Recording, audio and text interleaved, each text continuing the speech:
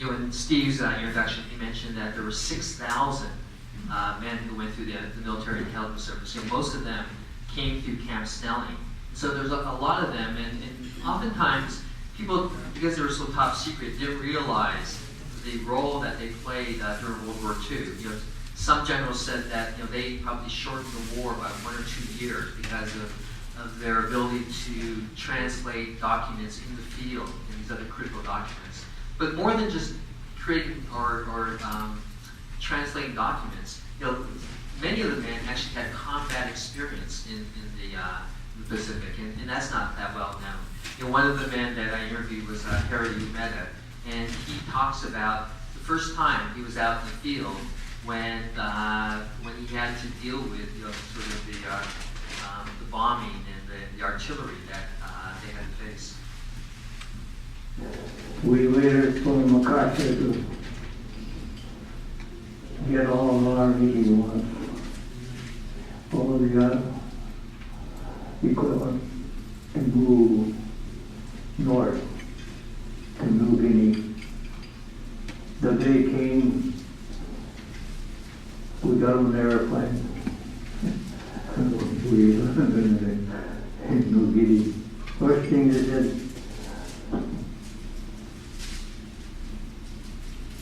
you dig your pothole any way you want.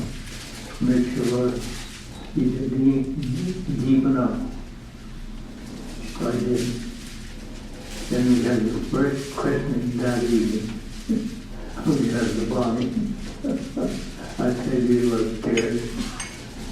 Next morning we got up. We looked around the trees like we just jumped off, the anti-personnel bombs when they hit those scattered holes. But after that, it didn't bother me very much, or the others. But that's the way it was going to be. And my mother-in-law gave me a Bible. So nothing to read, so I read Bible all the time. I must have read that Bible about 3 times, all the way up until I came home. And I stayed quiet.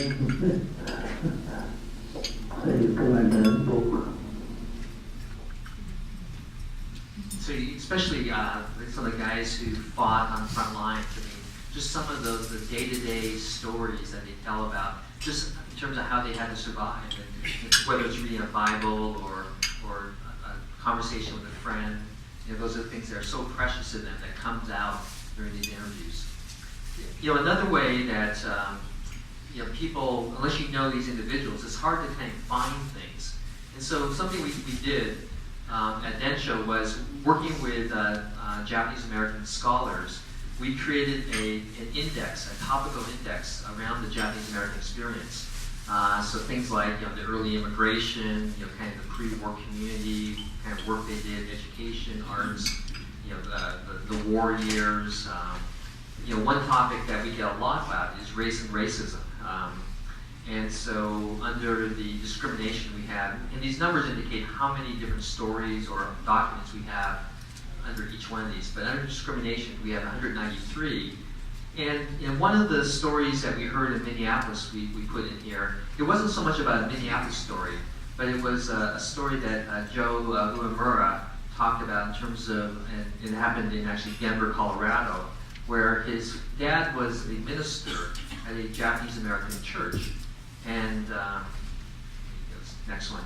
And so what Joe talks about is how after the bombing of Pearl Harbor, essentially a mob came with rocks and threw rocks through the windows, the beautiful stained glass windows of his father's church. And here Joe talks about this incident. And so just after 7, maybe the next week or so, we heard in the evening, just about dusk, we saw a group of guys, and I was a pretty considerable group because they broke a lot of windows. And they were stained glass windows, and we hadn't covered them with, there was no need to cover them with heavy screens and that sort of thing. So the main floor was decimated, those large windows. So describe to the group with, say, a considerable number. How many do you think were there? Well, we were there at the start. We only started. They started breaking windows before they were hollering. They were cheering themselves on after starting to break the windows. But I've never estimated the crowd, but it could run maybe 50, 60 people. It didn't have to be a very large group.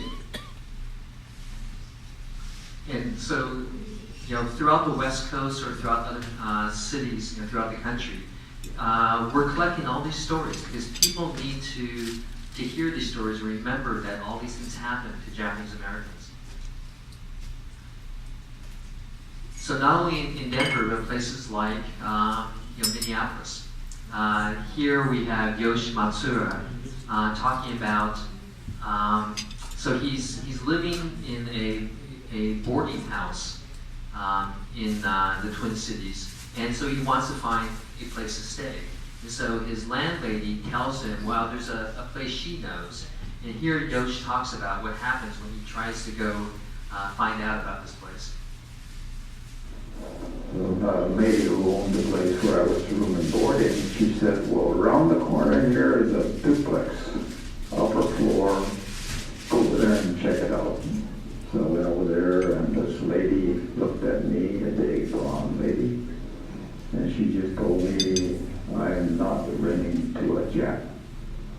She spit in my face. So I walked away and went back to my apartment, my room. As I walked into the house, Mrs. Nagel, who was a lady, she said, well, how did it go? And her usual way. And I said, I didn't get it. And I walked right up the stairs to the room. I didn't want to tell her because I know her. She would go over there and raise holy heck. And I didn't want newspaper or any way to get involved. I'd had enough of that. So I didn't tell her. I didn't tell anybody what happened. Nobody. I didn't even tell my family. I didn't tell my family about that until years and years and years later. I didn't want to talk about it. Humiliation. It was terrible. So that's one thing that I never discussed with anybody, even my wife. Didn't tell her until years later.